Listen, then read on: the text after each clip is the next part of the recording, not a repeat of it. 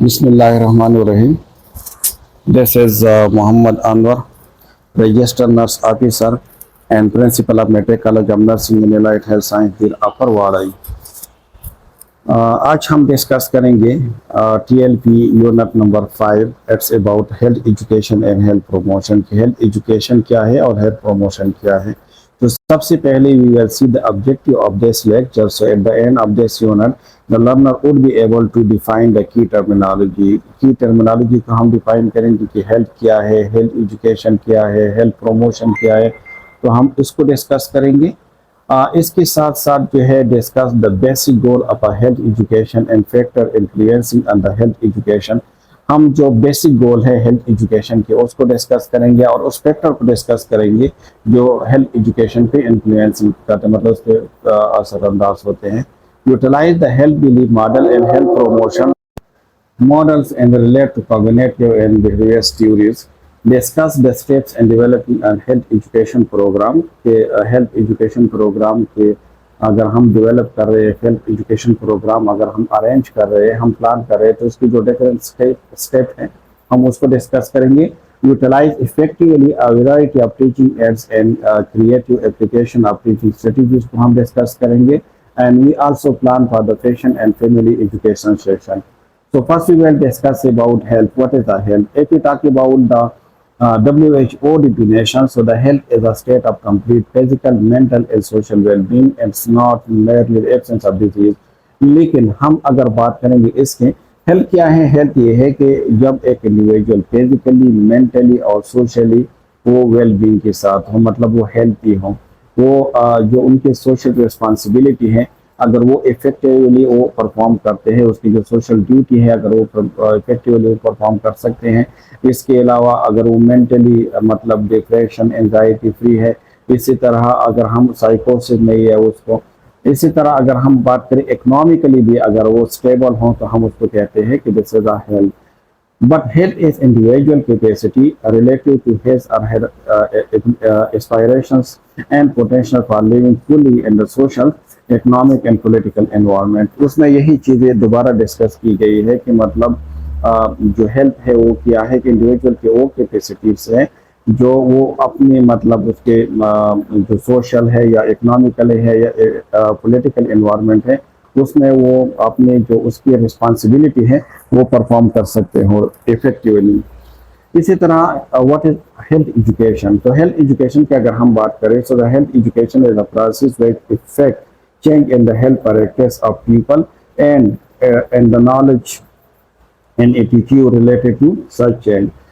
ये वो प्रोसेस है हेल्थ एजुकेशन, हम उस प्रोसेस को कह सकते हैं जो हेल्थ प्रैक्टिसेस है उसमें वो चेंज लेकर आए, लोगों की जो नॉलेज है उसमें चेंज लेकर आए या एटीट्यूड में चेंज लेकर आए जो रिलेटेड हो हेल्थ के साथ.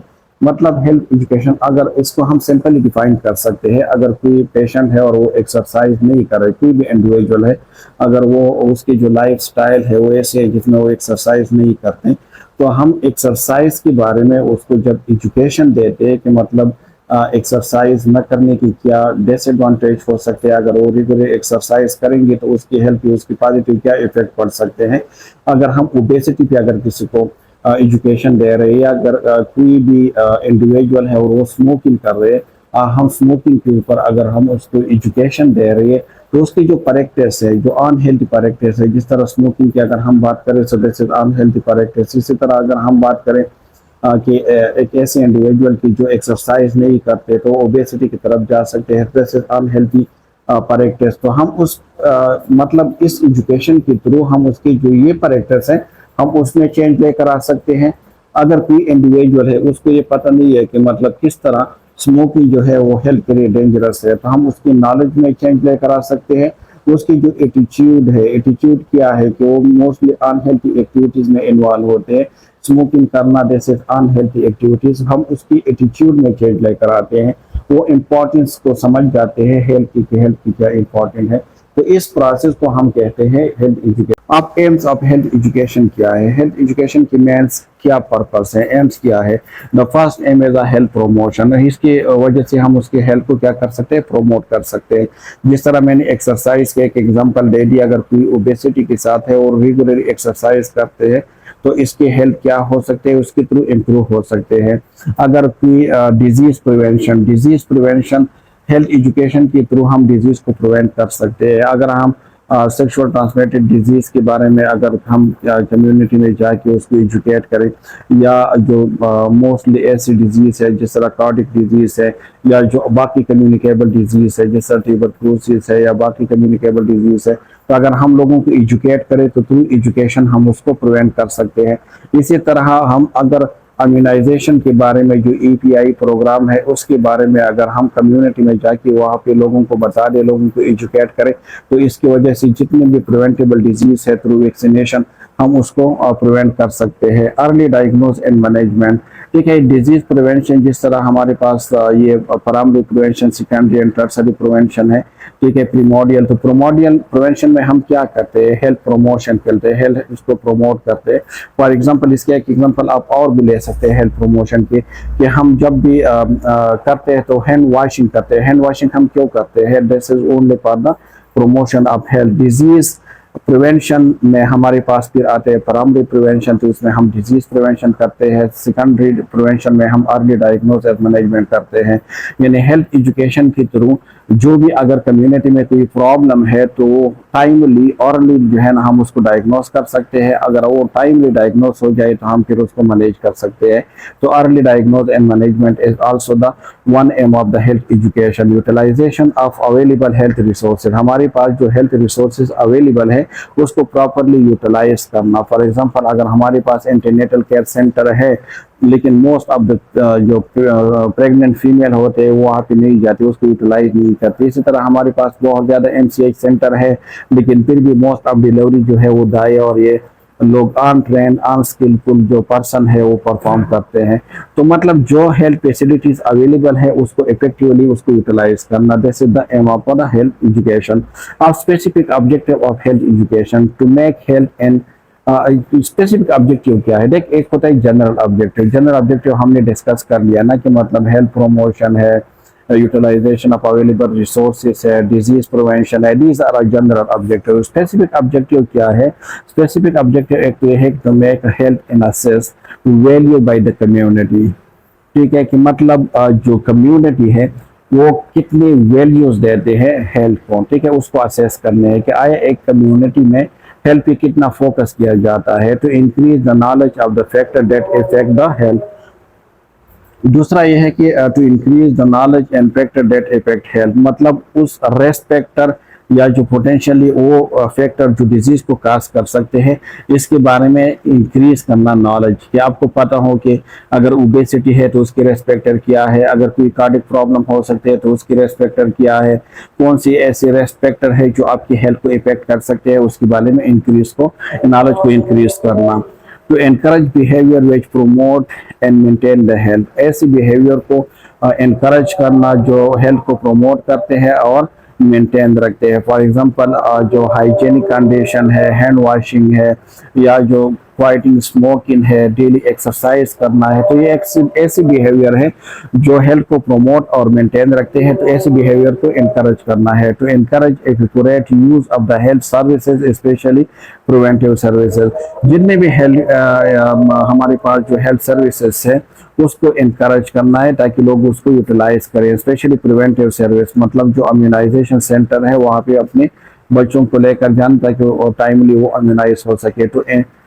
To inform the public about the medical advance, their use and their limitation, तो मतलब जो कम्युनिटी है वहाँ पे लोगों को इसके बारे में बताना है कि जो मेडिकल एडवांस फैसिलिटीज है उसको किस तरह यूटिलाइज करने हैं, किस तरह उसको यूज करना है, उसकी बेनिफिट क्या है। अब stages of health education, health education के स्टेजेस है। सबसे जो फर्स्ट स्टेज है जैसे सेंसिटाइजेशन है, फिर स्टेज ऑफ एजुकेशन है। सेंसिटाइजेशन में ये है कि आप एक मतलब आप सेंसिटिव हो जाते हो, आपको ये फीलिंग हो जाती है कि you need to learn something, कि आपको कुछ चीज़ों को सीखने की ज़रूरत है, ठीक है। यानी इस सेंसिटाइजेशन में आप अपने आप को प्रिपेयर करते हैं for the education, for the receiving knowledge, आप उसको अपने आप को प्रिपेयर करते हैं। फिर है स्टेज ऑफ एजुकेशन, जो स्टेज ऑफ एजुकेशन है फिर इसमें एक्चुअली जो एजुकेशन होते हैं it's perform stage of attitude change. जब एजुकेशन क्या है, education is the process of acquiring learning और लर्निंग क्या है? Learning is something to change your attitude, change your behaviour, जो आपकी एटीट्यूड और बिहेवियर में चेंज लेकर आए। Stage of motivation and action है, and the community transformation social changes है। फॉर एग्जांपल, अगर कम्युनिटी को आपने मोटिवेट कर दिया अबाउट एनी, उसकी जो बिहेवियर है, अनहेल्थी बिहेवियर है, उसके बारे में अगर आपने उसको कम्युनिकेट कर दिया और उसने उस पर अमल कर दिया, तो इसमें जो सोशल चेंजेस आ जाएंगे कम्युनिटी में। आप कौन से कंटेंट, आप हेल्थ एजुकेशन के कौन से कंटेंट्स हैं? एक है personal hygiene, these are content of the health education, मतलब आप हेल्थ एजुकेशन कौन कौन सी चीज़ों के ऊपर दे सकते हैं। तो एक ये है कि पर्सनल हाइजीन के ऊपर, ठीक है, कि मतलब जो इंडिविजुअल है वो अपनी हाइजीन का बहुत ज़्यादा ख्याल रखे। प्रॉपर हेल्थ हैबिट्स, मतलब ऐसे हैबिट्स जो हेल्थी हैबिट्स हों, उसके बारे में क्या करना है, उसको सिखाना है। न्यूट्रिशनल एजुकेशन देना है, और द मोस्ट जो नेसेसरी है वो है ड्यूरिंग प्रेगनेंसी, ठीक है, उसको क्या देना है? Nutritional education. कौन सी डाइट आपने यूज करने हैं, बैलेंस डाइट क्या है उसके बारे में, पर्सनल जो प्रिवेंटिव मेजर है उसके बारे में उसको एजुकेशन देना है। सेफ्टी रूल्स के बारे में उसको बताने हैं। Proper use of the health services, जितनी भी हेल्थ सर्विसेज है उसकी प्रॉपर और इफेक्टिवली यूजेज है। मेंटल हेल्थ के बारे में special education, for example occupation mothers की वगैरह, ठीक है। इसके अलावा principle of health education, principle क्या है हेल्थ एजुकेशन की? सबसे पहले इंटरेस्ट है, मतलब कि जब आपके अंदर इंटरेस्ट ना हो for the education, you will not be able to receive और गिव एजुकेशन टू अदर। दूसरा है पार्टिसिपेशन, एक्टिवली पार्टिसिपेशन करना। सबसे पहले है कि आपके इंटरेस्ट हो, जब किसी चीज़ में आपके इंटरेस्ट होते हैं, किसी टॉपिक में आपके इंटरेस्ट होते हैं, तो आप इजीली उसमें इन्वॉल्व होते हैं। The second step is participation, आपकी पार्टिसिपेशन, एक्टिवली पार्टिसिपेशन करनी है उसमें। Proceed from known to unknown, and comprehensive है, ठीक है। री एनफोर्समेंट बाई रिपीटेशन है, मोटिवेशन है, लर्निंग बाई डूइंग, जो डेमोन्स्ट्रेशन हम करते हैं वो है, and good human relationship. These are the principle of the health education. अब communication, what is a communication? Communication क्या है? कम्युनिकेशन जो है, this is the exchange of idea between two और मोर देन टू पीपल और group, उसको हम communication कहते हैं। So communication is, what is the communication? Communication is the process of exchanging idea between two individual और to group. दो individual या दो ग्रुपों के दरमियान जो आइडिया एक्सचेंज होते हैं, द एक्सचेंज ऑफ आइडिया को हम क्या कहते हैं? कम्युनिकेशन कहते हैं। जिस तरह अभी भी मैं कर रहा हूँ जैसे कम्युनिकेशन, क्योंकि मैं अपनी आइडिया आप लोगों के साथ शेयर करता हूँ। सो कम्युनिकेटर, इसमें एक कम्युनिकेटर है, कम्युनिकेटर इज अ पर्सन और the team gave the most as educator, ठीक है, मतलब इसको एजुकेटर भी कहते हैं, जो मैसेज देते हैं। अ पर्सन और टीम गेव द मैसेज, जो पर्सन या वो टीम जो मैसेज देते हैं तो हम उसको कम्युनिकेटर कहते हैं। फॉर एग्जांपल, अगर मैं आप लोगों को एक मैसेज दे रहा हूँ, so I am a communicator, I am educator. Educator का काम क्या है? कम्युनिकेटर का काम क्या है? Teacher always give message to their students. तो टीचर क्या है? एजुकेटर है। टीचर क्या है? कम्युनिकेटर है। अब मैसेज क्या है? द कंटेंट या material of the health education. अब हेल्थ एजुकेशन की जो मटेरियल है, जो कंटेंट है, हम उसको मैसेज कहते हैं। फॉर एग्जांपल, अभी जो मैं कर रहा हूँ, this is I am a communicator, क्योंकि मैं अपनी आइडिया आप लोगों के साथ शेयर कर रहा हूँ। लेकिन जो चीज मैं आपको बता रहा हूँ, this is a TLP, this is my message. मेरा मैसेज क्या है? मेरा मैसेज ये है, मतलब आप जब भी आप किसी को मैसेज देते हैं ना, तो मतलब आप जिस जो भी यू कैन सेंड, जो मटेरियल होते हैं, जो कंटेंट होते हैं मैसेज में, हम उसको मैसेज कहते हैं। चैनल क्या है? Method of carrying the message. देख, अब मैसेज को जब हम देते हैं किसी को, तो उसकी कैरिंग के डिफरेंट मेथड होए। फॉर एग्जांपल, या तो हम थ्रू मोबाइल के जरिए हम किसी को मैसेज देंगे, या टेलीविजन के थ्रू देंगे, या न्यूज़पेपर के थ्रू देंगे, या जो लेटर है उसके थ्रू, या ईमेल के थ्रू। मतलब कौन से चैनल ऐसे हैं जो आप यूज करते हैं मैसेजेस को फॉरवर्ड करने के लिए। फिर है audience. Audience mean the receiver, वो लोग जो आपके मैसेज को रिसीव करते हैं, आपके मैसेज को जो सुनते हैं। यूजर और टारगेट, जो कम्युनिकेटर के टारगेट होते हैं अब द मैसेज, कि आपने अपने मैसेज को किस तक पहुंचाना है, उसको ऑडियंस कहते हैं। फॉर एग्जांपल, अगर हम क्लास की बात करें, तो क्लास में टीचर जो है वो मैसेज फॉरवर्ड करता है, तो हम उसको कम्युनिकेटर या एजुकेटर कहते हैं। टीचर जिस चीज़ के बारे में, जिस टॉपिक के बारे में बताते हैं, तो उस टॉपिक को हम मैसेज कहते हैं। टीचर या तो मल्टीमीडिया यूज करते हैं या व्हाइट बोर्ड यूज करते हैं, जो चैनल यूज करते हैं हम उसको चैनल कहते हैं, और जो स्टूडेंट्स होते हैं जो मैसेज को रिसीव करते हैं हम उसको ऑडियंस कहते हैं। अब गुड कम्युनिकेशन जो टेक्निक है उसमें कौन से क्वालिटीज कैरेक्टरिस्टिक्स होनी चाहिए। The first one is source credibility, मतलब जब आप किसी चीज के बारे में बता रहे हो, जब किसी फॉर एग्जांपल अगर आप मैं बता रहा हूँ आपको कि जो कमिंग एग्जाम है इट विल बी ऑनलाइन, जो और बाकी सेमेस्टर की जो एग्जाम होंगी ऑनलाइन होगी। अब मेरे पास जो सोर्स है जिसने मुझे ये बात बताई है कि जो बाकी एग्जाम है वो ऑनलाइन होंगे, उस सोर्स की क्रेडिबिलिटी क्या है, मतलब कितने करेक्टली मैं आपको बता सकता हूँ कि हाँ जो मैं कुछ बता रहा हूँ दिस इज करेक्ट। दूसरा है कि क्लियर मैसेज, मैसेज बहुत ज्यादा क्लियर, कंसाइज और ब्रीफ हो, मतलब आसान अल्फाज में जो उसको समझ सके। गुड चैनल, आपके पास जो चैनल हो वो एक्सेसिबल हो, गुड हो, फॉर एग्जांपल इंडिविजुअल ग्रुप हो या मास एजुकेशन हो, जो भी हो, लेकिन प्रॉपर चैनल हो, जो चैनल जिसमें ज्यादा लोगों को उस तक एक्सेस हो। फिर क्या है receiver, ready, interested, not occupied, मतलब ये है कि आपकी जो रिसीवर है उसमें क्या करेक्टरिस्टिक्स होनी चाहिए कि वो अ गुड लिसनर हो, वो ready to receiving the message हो, वो मैसेज में इंटरेस्टेड हो, मतलब ऐसे मैसेज जो इंटरेस्टेड हो उसमें। अच्छा नेक्स्ट जो है जैसे फीडबैक, फीडबैक का मतलब देख गुड मैसेज, गुड कम्युनिकेशन वो है जिसमें टाइमली फीडबैक हो। फॉर एग्जांपल अभी मैं क्लास ले रहा हूँ, तो जब आप कमेंट्स देंगे मुझे कि हाँ ये क्लास जो है इसमें ये चेंजेस होनी चाहिए, ये लेक्चर सही है, ये मुश्किल है, ये आसान है, यहाँ पे समझ आ रहे, so this is feedback। For example अगर आप किसी को मैसेज करते हैं और वो आपको वापस रिप्लाई नहीं करते, सो ये गुड कम्युनिकेशन टेक्निक नहीं है, फिर वो आपको मैसेज नहीं करेंगे। मतलब फीडबैक जो है this is very important and observe non verbal cues, जो नॉन वर्बल कम्युनिकेशन होते उसको आप ऑब्जर्व करें टाइमली, मतलब कि अगर वो परेशान है तो उसकी बॉडी लैंग्वेज क्या है, अगर वो बहुत ज्यादा खुश है तो उसकी बॉडी लैंग्वेज क्या है, ठीक है। सो this is a observe non verbal जो कम्युनिकेशन है। Active listening, active listening is very important in communication, मतलब जो आपके लिसनर है, जो आपकी ऑडियंस है, जब वो एक्टिवली किसी चीज को सुनेंगे तो एक उसको समझ भी आ जाएंगे, दूसरा ये है कि जो कम्युनिकेटर है वो इजीली उसको मैसेज फॉरवर्ड कर सकेंगे। एस्टेब्लिशिंग अ गुड रिलेशनशिप, ठीक है, क्योंकि जब भी कम्युनिकेशन होते हैं तो उसमें good relationship is very very very important.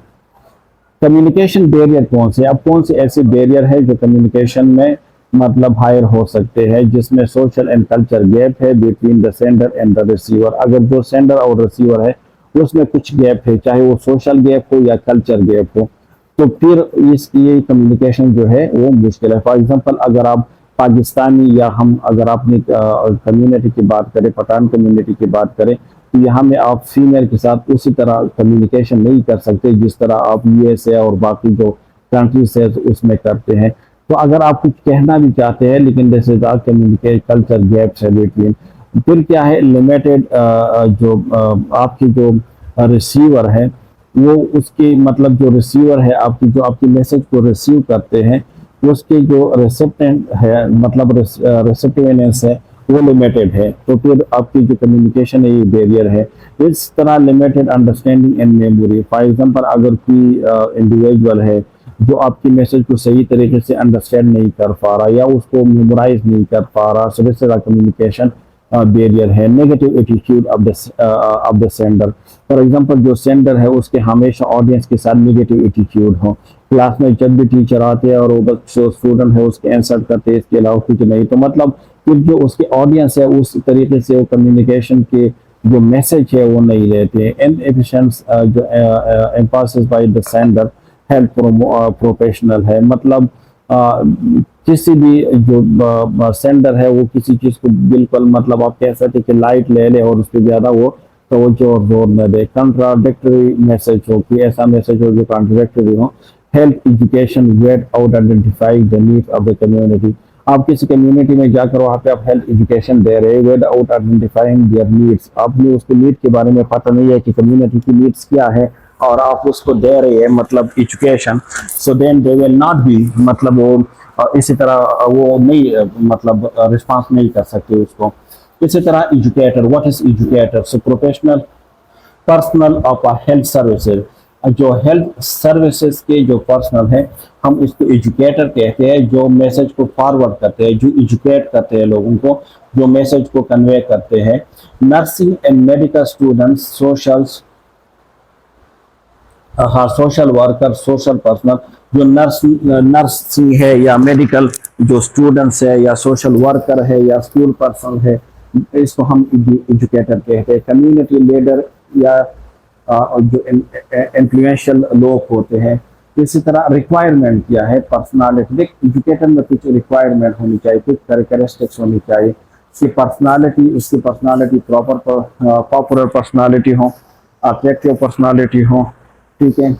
इसके अलावा इन्फ्लुएंस, उसकी इन्फ्लुएंस हो कम्युनिटी में, लोगों के ऊपर, इंटरेस्टेड एंड वर्क में इंटरेस्टेड हो, efficiency, train and prepare for the job, job के बारे में, जो जो जॉब वो करते हैं, मतलब उसकी जो ड्यूटीज है उसके बारे में उसके पास नॉलेज हो, वेल ट्रेन हो। और क्या है, मस्ट शो गुड एग्जांपल। जब भी वो मतलब कोई चीज एक्सप्लेन करते हो, जब कोई चीज बताते हो, सो वेदा गुड एग्जांपल। अब मैसेज क्या है, what information to be communicated, मतलब जो इंफॉर्मेशन आप दूसरों के साथ शेयर करते हो, कम्युनिकेट करते हो, उसमें जो कंटेंट है, उसमें जो मटेरियल है, दिस इज योर मैसेज। क्या आपकी मैसेज कैसी होनी चाहिए, the message should be simple होनी चाहिए at the level of understanding, और आपकी जो ऑडियंस है उसके अंडरस्टैंडिंग के लेवल के मुताबिक हो। फॉर एग्जांपल अगर आप किसी आम जो इंडिविजुअल है, कोई आम पेशेंट है या कोई आम अटेंडेंस है, और आप इसके साथ मेडिकल टर्मिनोलॉजी में बात कर रहे हैं कि आपको ये है, आपको पेंडिटाइटिस है, और आपको ये आपके हाइपरकैल्सीमिया है, हाइपरकैलीमिया है, so then the individual will not be able to understand। तो आपने उसकी अपनी जो जुबान है आसान से जुबान में, ताकि वो इजीली उसको अंडरस्टैंड कर सके। कल्चरली एक्सेप्टेड, ऐसे मैसेज जो कल्चरली लोग उसको एक्सेप्ट करते हो। इंटरेस्टेड मैसेज हो, जो आपकी message make a felt need, और जब भी मतलब इंडिविजुअल्स की जो कम्युनिटीज की जो नीड है उसको मीट कर रहे हो। एवॉइड, जो ओवरबैग को एवॉइड करना है। एंड यूज, जो जितने भी मतलब एड्स उसमें आप यूज करते हैं, चाहे ऑडियो एड्स हो या विजुअल एड्स हो, ठीक है, आपने उसमें यूज करने हैं अगर उसकी नीड हो।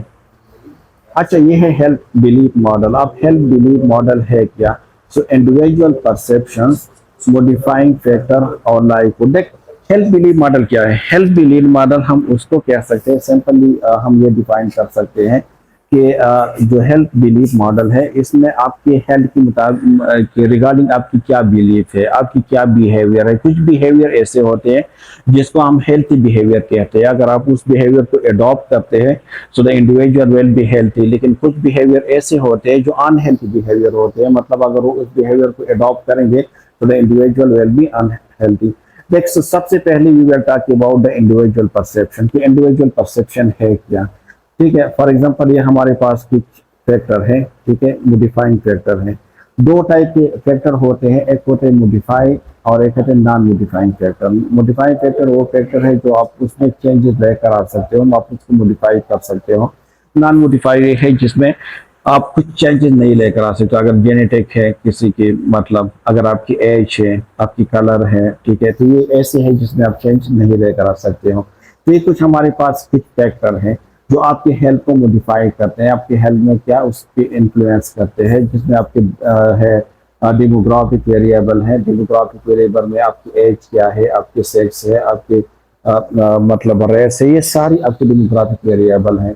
सो देख अगर एज की हम बात करें तो जो बच्चे हैं वो ज़्यादा सेंसिटिव है एज कम्पेयर टू एडल्ट, क्योंकि एडल्ट में जो इम्यूनिटी सिस्टम होते हैं बिल्कुल ये वेल ऑर्गेनाइज और फुली एक्टिव होते हैं। इसी तरह अगर हम सेक्स की बात करें तो फीमेल जो है वो ज़्यादा प्रोन होते हैं most of the disease as compare to male, ठीक है। इसी तरह रेस, सोशो साइकोलॉजिकल फैक्टर है। फॉर एग्जांपल अगर मतलब आप ऐसी कम्युनिटी में है जहाँ पे आप ज़्यादातर टाइम जो है एलोन गुजारते हैं, इसी तरह अगर कोई साइकोलॉजिकल प्रॉब्लम है, आपको एंजाइटी है, डिप्रेशन है, कुछ और प्रॉब्लम है, ठीक है। इसके अलावा जो है पर्सनालिटी, सोशल क्लासेस के बारे में, आपकी जो पेयर दोस्त है उसके एंड रेफरेंसेस ग्रुप, प्रेशर, वो ग्रुप जो मतलब दोस्त और ये ग्रुप कुछ ऐसे होते हैं ना, फॉर एग्जांपल आपकी जो फ्रेंडशिप होते हैं या दोस्त होते हैं कुछ ऐसे होते हैं जो अच्छी हैबिट के साथ होंगे तो ऑटोमेटिकली आपको अच्छी अच्छी हैबिट की तरफ लेकर आएंगे, हेल्थी हैबिट की तरफ लेकर आएंगे। लेकिन कुछ दोस्त ऐसे होते हैं जो स्मोकिंग करते हैं और इस टाइप की, तो फिर आपको अनहेल्थी कंडीशन की तरफ लेकर आएंगे। ठीक है, फिर ये तो डेमोक्रेटिक मतलब मोडिफाइंग फैक्टर है। अब इस फैक्टर को अगर हम देखें तो इसके इंडिविजुअल परसेप्शन क्या है इस फैक्टर को। ठीक है, क्योंकि ये बहुत ज्यादा मैटर करते हैं इंडिविजुअल परसेप्शन को। तो एक है परसीव ससेप्टिबिलिटी ऑफ डिजीज। मतलब ये है कि कोई भी कंडीशन हो, अगर कोई भी रेस फैक्टर हो, तो आप उसको उसको किस तरह परसीव करते हैं। परसीव ससेप्टिबिलिटी ऑफ डिजीज दो टाइप के इंडिविजुअल है हो सकते हैं। एक वो जो परसीव कर सकते हैं कि डिजीज के ससेप्टेबिलिटी को वो परसीव कर सकते हैं, और एक इंडिविजुअल ऐसे है जो ससेप्टेबिलिटी को वो परसीव नहीं कर सकते। फॉर एग्जांपल अगर दो लोग हैं, एक ऐसे है जिसकी परसेप्शन ये है कि smoking is not good for the health and smoking में कॉज द लंग कैंसर। ठीक है, तो ये परसीव करते हैं कि हाँ smoking is not a good thing, smoking अच्छी चीज नहीं है। मतलब स्मोकिंग की वजह से आपको लंग कैंसर हो सकते हैं, स्मोकिंग की वजह से आपको कार्डिक डिजीज हो सकते हैं, स्मोकिंग की वजह से जो है डायबिटीज हो सकते हैं। फॉर एग्जांपल मैंने उसको पहले से ये परसीव कर सकता है, ये इंडिविजुअली परसीव करते हैं कि मतलब जो हेल्थ आपकी जो हेल्थ कंडीशन है उसके लिए मतलब जो ये वेरिएबल है दिस इज नॉट गुड। फिर क्या है, एक ऐसे इंडिविजुअल है जिसमें वो नहीं है, मतलब ससेप्टेबिलिटी ऑफ डिजीज वो परसीव ही नहीं करते। वो कहते हैं नहीं यार छोड़ो उसको, किसने कहा है कि मतलब स्मोकिंग जो है वो लंग कैंसर के लिए खतरनाक है। स्मोकिंग तो मतलब वो स्मोकिंग की तारीफ करेंगे, वो कहेंगे नहीं नहीं ये फजूल बात है कि जिसकी वजह से, तो मतलब वो परसीव नहीं करते। जो परसीव करते हैं तो चाहे उसी टाइम वो चीज करते भी है लेकिन बाद में वो उसी चीज को लीव करते हैं, डिनाई करते हैं। लेकिन क्योंकि सबसे पहले जब भी आपके बिहेवियर है तो बिहेवियर आप तब चेंज कर सकते हैं जब आप उसको परसीव कर सकते हैं, उसकी ससेप्टेबिलिटी को आप परसीव कर पाओगे। फॉर एग्जांपल अगर कोई डिजीज है और आपको पता है कि this disease is very serious, तो आप उसके लिए ज्यादा प्रिकॉशन करते हैं एज कम्पेयर टू वो डिजीज जो बहुत ज्यादा सीरियस नहीं हो। फिर सेकंड नंबर पे क्या है, सेकंड नंबर पे है कि मतलब परसीव सीरियसनेस या सीवियरिटी ऑफ डिजीज। आप जो डिजीज है ना, अगर आप उसको जितना सीरियस, दो टाइप के इंडिविजुअल है जो उसको बहुत ज्यादा सीरियस लेते हैं तो वो कॉन्शियस होंगे, वो ट्रीटमेंट के लिए भी जाएंगे, वो डॉक्टर के पास जो है मायना भी करवाएंगे, वो एक्सरसाइज भी करवाएंगे, वो सारी चीजें मतलब हेल्थी जो हैबिट्स है उसको वो करेंगे। लेकिन अगर कोई ऐसे इंडिविजुअल है जो उस डिजीज को सीरियस ही नहीं ले रहे, वो कह रहे छोड़ो इसकी वजह से अभी तक कौन मरा है, कोई भी नहीं मरा है, तो फिर उसी तरह अपने बिहेवियर को चेंज नहीं कर सकते। फिर है कि परसीव ट्रीट ऑफ डिजीज। ठीक है, कि मतलब ये जो डिजीज है वो कितना खतरनाक है। अगर एक इंडिविजुअल उसको परस्यू कर सकते हैं, फॉर एग्जांपल अगर कैंसर है तो कैंसर इतना खतरनाक है तो फिर वो अपनी जो बिहेवियर है उसको चेंज करेंगे। लेकिन अगर वो अपनी जिंदगी के लिए, अपनी हेल्थ के लिए अगर वो उसको मतलब ट्रीट ही नहीं समझ रहे तो फिर उसमें वो इतना काम नहीं करेंगे। ठीक है, इसी तरह देख हमारे पास कुछ है कॉज एक्शन है, मास मीडिया कैंपेन है, ठीक है, एडवाइस फ्रॉम अदर है, रिमाइंडर जो पोस्ट कार्ड है फ्रॉम फिजिशियन और dentist, illness of a family जो मेंबर है या फ्रेंड है, न्यूज़पेपर, मैगजीन, आर्टिकल, ये सारी ऐसी चीजें हैं ना जिसके थ्रू मतलब आप ये जो हम कह रहे हैं ना कि परस्यू ट्रीट ऑफ डिजीज है या सीरियसनेस है, ठीक है, तो इस ये कहाँ से आपके पास ये इंफॉर्मेशन आ सकते हैं। ये इंफॉर्मेशन जो नीचे दी गई है इन सारी चीज़ों के थ्रू, मास मीडिया के थ्रू आ सकते हैं, एडवाइस फ्रॉम अदर के थ्रू आ सकते हैं। ठीक है, इसके बाद है आपके पास likelihood of action. Likelihood of action का मतलब ये है कि आप कब, अगर कोई डिजीज है या कोई भी प्रॉब्लम है तो कब आप इसके लिए एक्शन लेते हो। सो सबसे पहले क्या है, receive benefit of preventive action. अगर फॉर एग्जांपल आप वैक्सीन ले रहे हैं या आप इम्यूनाइजेशन की तरफ जा रहे हैं तो आप सबसे पहले उसकी बेनिफिट को परसीव करोगे कि मतलब अगर हम ये प्रिवेंटिव मेजर करें तो हम जो है ये बेनिफिट हमें हो सकते हैं। Perceive barrier to preventive action, ठीक है, और लाइकहुड ऑफ टेकिंग रिकमेंडेड जो प्रिवेंटिव हेल्थ एक्शन है, ठीक है, likelihood to take in recommended preventive health, जो हमारे पास जो प्राइमरी हेल्थ है, सेकेंडरी हेल्थ है, टर्शरी हेल्थ है, प्रीमोडल हेल्थ है, ये सारे के बारे में डिस्कस कर रहे हैं। ठीक है, so component of health belief model क्या है? परसीव ससेप्टेबिलिटी है। ससेप्टेबिलिटी में मैंने आपको पहले बता दिया कि female history for certain disease like diabetes और हार्ट डिजीज में make individual feel at risk. अगर आपकी फैमिली में किसी को है ऑलरेडी पहले से डिजीज है, चाहे वो कार्डिक डिजीज हो या डायबिटीज हो, तो वो जो डिजीज मतलब उसके ऑलरेडी उसके एक्सपीरियंस है, तो वो अपने आप को रेस्ट फील करेंगे। So that's the perceive susceptibility. Perceive seriousness का मतलब यह है कि the output of disease is a serious person will be more alert in the case of AIDS. For example अगर एड्स है या मतलब कोई कैंसर है, कोई भी है, लेकिन अगर उसकी आउटपुट जो डिजीज है बहुत सीरियस हो, तो फिर इंडिविजुअल जो है उसको सीरियसली लेते हैं। परस्यू ट्रीट का मतलब है कि the combination of pursue susceptibility and a seriousness determine the total perceived treat of an illness. For example, a person who perceives that my individual and the community, the lung cancer may not necessarily pursue or treat of the disease. But if the suffer individual or smoker, then the perceived treat of the disease will likely to increase because of the combination. ठीक है, मतलब ये है कि इसमें देख के जो कॉम्बिनेशन क्या है, कॉम्बिनेशन में अगर आप देखें तो परसीव ससेप्टेबिलिटी एंड सीरियसनेस जो दोनों है, मतलब ससेप्टेबिलिटी और सीरियसनेस दोनों को अगर आप डिफाइन करें तो टोटल परसीव ट्रीट में ये दोनों आते हैं कि आप परसीव ससेप्टेबिलिटी भी है और परसीव सीरियसनेस भी है, तो ये दोनों का अगर मिलाए जाए तो ये किस चीज़ में आ सकते हैं? ये आ सकते हैं उसमें कॉम्बिनेशन में। ठीक है, परसीव ट्रीट जो ऑफ द इलनेस है उसमें। अब मॉडिफाइंग फैक्टर कौन से हैं हमारे पास? The following factor modify a person जो परसेप्शन है। फॉर एग्जांपल डेमोग्राफिक वेरिएबल में हमारे पास एज है, सेक्स है, रेस है। For example toddler versus adolescents. ठीक है, regarding the importance of diet, family welfare. तो ये कुछ ऐसे है डेमोग्राफिक में कि मतलब अगर हम देख इसमें कंपेयर कर रहे हैं ना, क्या कहते हैं कि जो टॉडलर है उसका मुकाबला अगर एडोलेसेंस से आप कर रहे हैं, तो इसके सबसे ज़्यादा इम्पोर्टेंट कौन सी चीज़ के ऊपर है? डाइट के ऊपर, या फैमिली प्लस पेयर वेस्पेयर, जो फैमिली है और आपकी जो फ्रेंड्स है। ठीक है, socio psychological variable. Social psychological variable क्या है? सोशल ग्रुप में एनकरेज और motivate other, prevent your behaviour. Structure variable क्या है? Knowledge and period contact with a disease and prevents health and treatment of behaviour. Modifying factor में हमारे पास जो है कॉज टू एक्शन है, में बी एक्सटर्नल और internal. Internal cause of fatigue, incompatible symptom और thought of other who are ill. ठीक है, इंटरनल आपकी क्या हो सकते हैं? मतलब कि जब आपने कौन से ऐसी चेंजेस, अगर आपकी फटीग है आपने, या आप डिस्कम्फर्ट फील कर रहे हो, या आप अनकम्फर्टेबल हो, या आप जो है टेम्परेचर, तो आप आपकी जो इंटरनल ये आपको क्या देते हैं? सिग्नल देते हैं। मतलब इंटरनली आपको साइन प्रोवाइड करते हैं कि I am not ill, I am not well, I am ill, so do something. External cues और मास मीडिया है या एडवाइस फ्रॉम अदर है। ठीक है, तो एक्सटर्नल है। The health belief model suggests that modifying variable affect the health-related behavior and directly affect the perceived seriousness and susceptibility, benefit and behavior. The health model क्या suggest करते हैं? जो modifying variable है जो इफेक्ट करते हैं health related behaviour पे indirectly.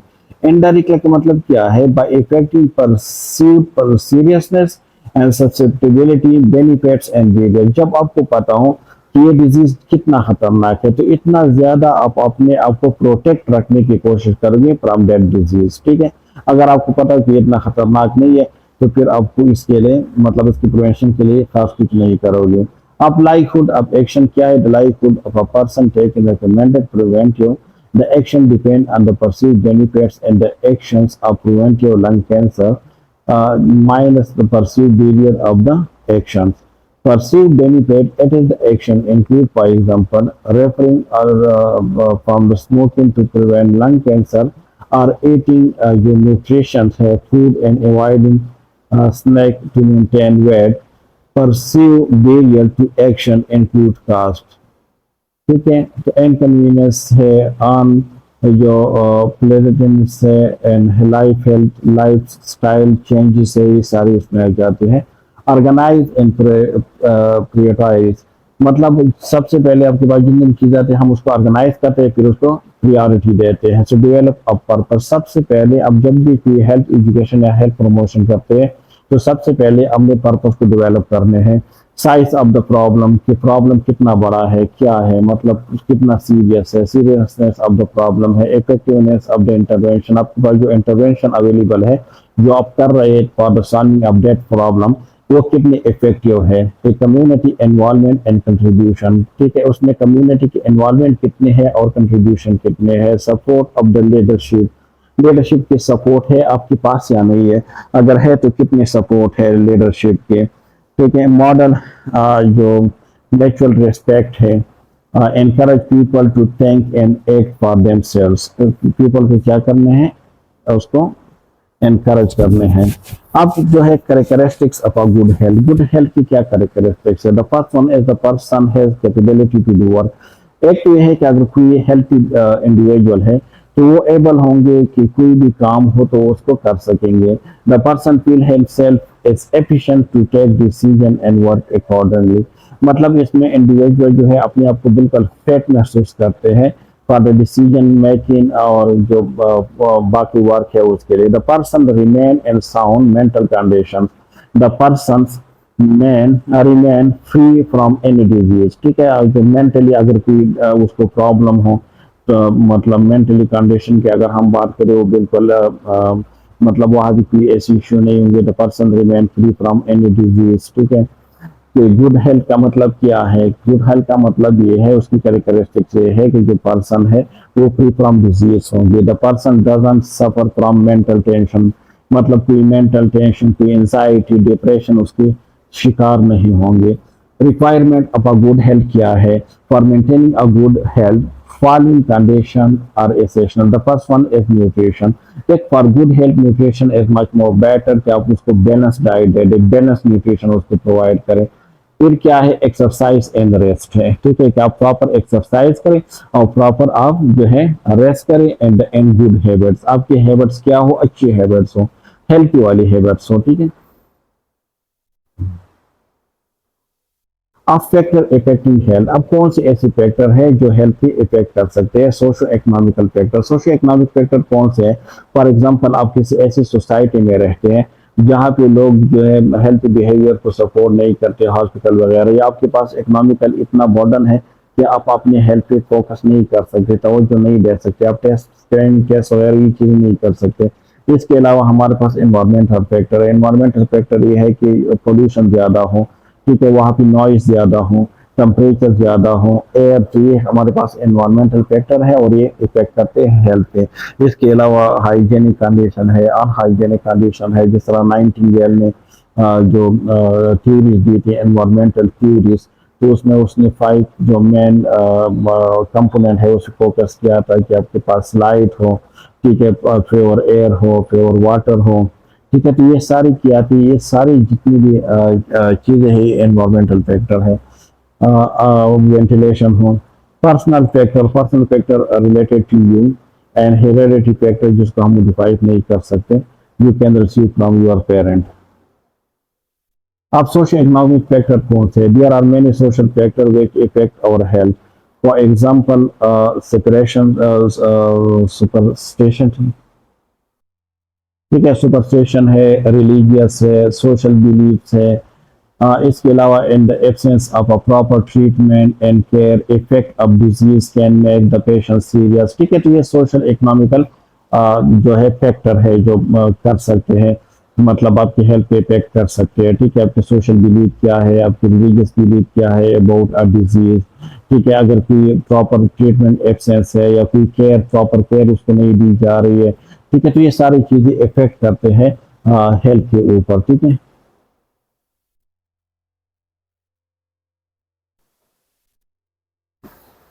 सो ये जितनी भी हमने अभी तक डिस्कस की, it was all about the health education and health promotion के बारे में, कि हेल्थ एजुकेशन क्या है, हेल्थ प्रमोशन क्या है, ठीक है, तो होपफुली कि आप उसको अंडरस्टैंड कर चुके होंगे कि हेल्थ एजुकेशन वो एजुकेशन है जिसके थ्रू हम जो हेल्थ प्रैक्टिस है किसी इंडिविजुअल की या किसी ग्रुप के, हम उसमें चेंजेस लेकर आ सकते हैं। किसी मतलब इंडिविजुअल की नॉलेज या ग्रुप की नॉलेज में हम चेंजेस लेकर आ सकते हैं, हम उसके एटीट्यूड में चेंजेस लेकर आ सकते हैं।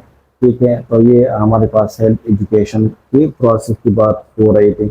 अब अगर कोई कंफ्यूजन है so you can ask in the comment section and inshallah I will try to give the answer. Thank you so much for listening. Thanks once again.